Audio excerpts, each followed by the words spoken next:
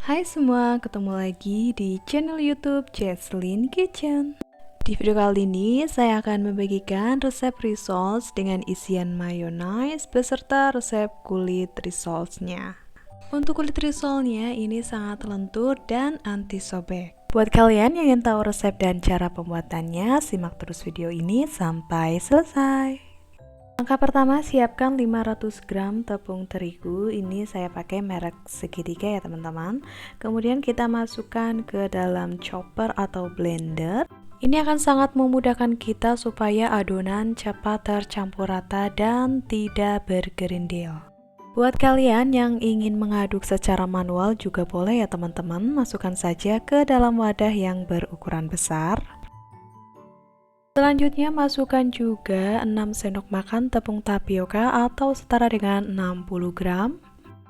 Tambahkan juga 1 butir telur, setengah sendok makan garam, setengah sendok makan kaldu bubuk. Kemudian di sini kalian juga sekalian tambahkan 5 sendok makan minyak sayur ya teman-teman. Di sini saya kelupaan, jadi saya tambahkan minyak sayurnya pas semua adonan sudah tercampur rata. Selanjutnya masukkan 1200 ml air. Nah, ini bagian bawahnya kita sedikit aduk supaya airnya mudah untuk turun ke bawah. Selanjutnya kita blend sampai semua bahan tercampur rata. Nah, ini adonannya sudah tercampur rata, kemudian kita matikan alat pengaduknya ya. Nah, ini sedikit tips ya teman-teman, kalau kalian ingin mengaduknya lebih cepat dan tentunya lebih hemat waktu, kalian bisa menggunakan chopper atau blender. Hanya memerlukan waktu beberapa detik saja, semua adonan sudah tercampur rata dan hasilnya lebih halus. Nah, ini adonannya kita tuang ke dalam wadah.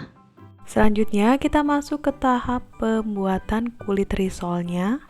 Nah, ini minyak goreng yang tadi saya kelupaan saya masukkan pas adonan sudah tercampur rata. Ini tinggal diaduk-aduk saja ya teman-teman sampai semua bahan tercampur rata.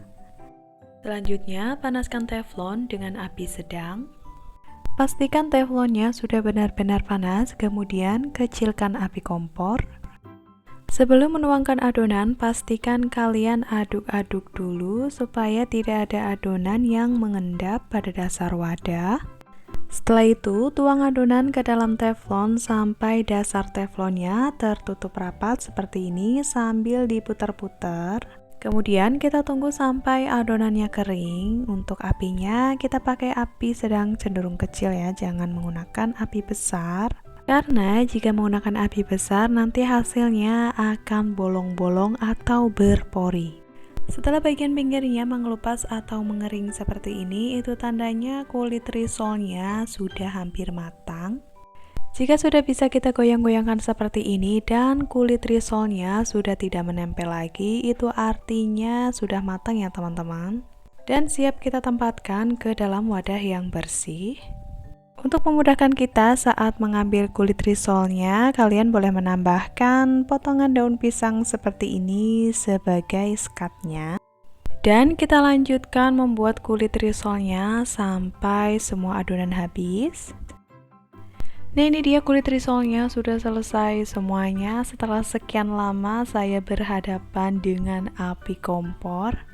Untuk hasilnya insya Allah ini memuaskan ya teman-teman, karena ini adalah resep andalan saya saat membuat kulit rissoles, bukan cuma 1 atau 2 kali saja tapi berkali-kali.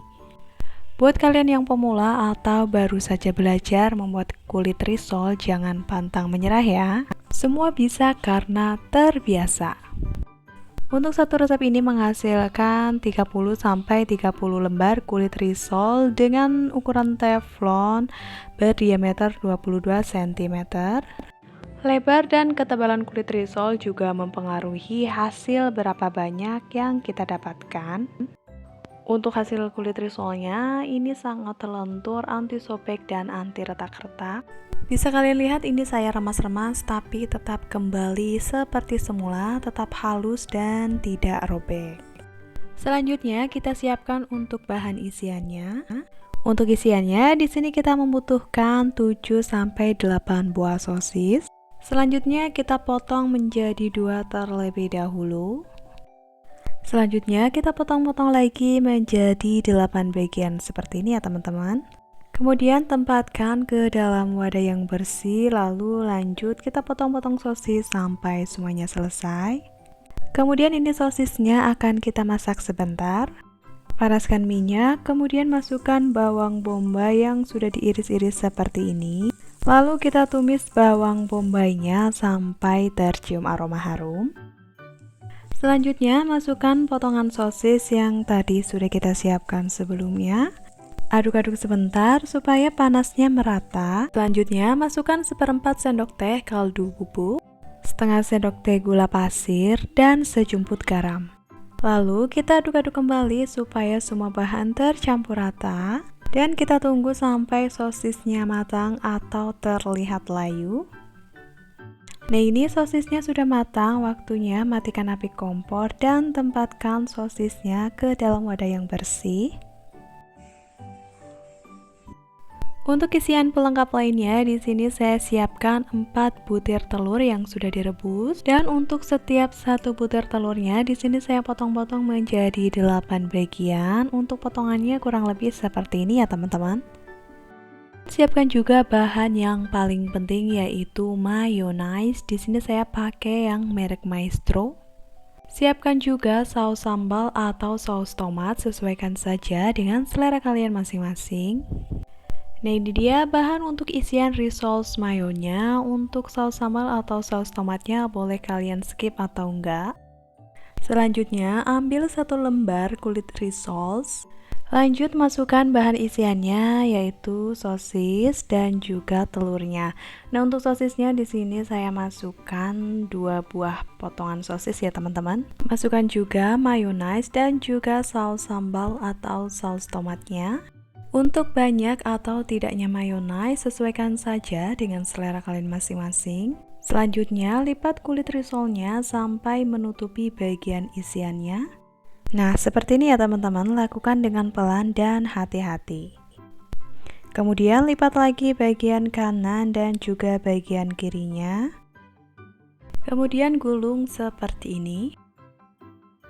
Nah ini hasilnya kurang lebih akan seperti ini. Kemudian ini kita tempatkan dan lanjut kita isi kulit rissolesnya sampai semuanya habis. Nah ini dia hasilnya setelah semua kulit rissolnya kita isi. Bisa kalian lihat sendiri ya, ini tidak ada satupun kulit rissolnya yang retak-retak ataupun hancur. Selanjutnya siapkan untuk bahan pencelupnya. Di sini saya menggunakan tepung terigu yang sudah diberi air. Siapkan juga tepung panir atau tepung roti. Kemudian masukkan rissolnya ke dalam bahan pencelupnya. Aduk perlahan sampai terbalur merata. Kemudian ini kita angkat dan masukkan ke dalam tepung panir. Nah ini rissolnya kita balur sampai semuanya tertutup rapat ya teman-teman, supaya nanti hasilnya lebih bagus dan lebih rapi. Dan ini dia hasilnya, nanti akan seperti ini. Kemudian kita lakukan hal yang sama sampai semua selesai. Setelah semuanya selesai, kemudian rissolnya ini kita simpan ke dalam freezer. Minimal kita simpan di dalam freezer selama 2 jam, supaya nanti tepung panir atau tepung rotinya menempel dengan baik. Nah ini rissolnya sudah siap untuk kita goreng. Kita goreng rissolnya ke dalam minyak yang panas dengan api sedang cenderung kecil supaya nanti tidak mudah gosong. Kemudian kita tunggu sampai rissolnya matang atau berwarna kuning keemasan. Nah ini rissolnya sudah matang, saatnya kita angkat dan tiriskan. Untuk hasilnya nanti akan seperti ini ya teman-teman. Dan lanjut kita goreng sesuai kebutuhan. Oh ya, untuk rissolnya ini saya goreng sehari setelah selesai pembuatan rissole. Jadi ini rissolnya saya diamkan semalaman di dalam freezer. Jadi tepung panir atau tepung rotinya ini menempel dengan baik dan tidak ambyar saat kita goreng. Nah ini dia hasil rissolnya setelah digoreng. Ini saya goreng pas pagi-pagi, jadi cocok banget buat teman ngeteh atau teman ngopi. Buat suguhan di acara keluarga atau di acara tertentu juga sangat cocok ya teman-teman. Buat ide jualan juga cocok banget, tinggal kalian kemas menggunakan plastik OPP jadi lebih terlihat rapi.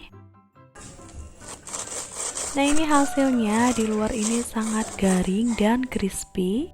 Nah ini saya akan mencoba untuk membuka hasil dalamnya. Ini saya potong menggunakan pisau menjadi 2 bagian.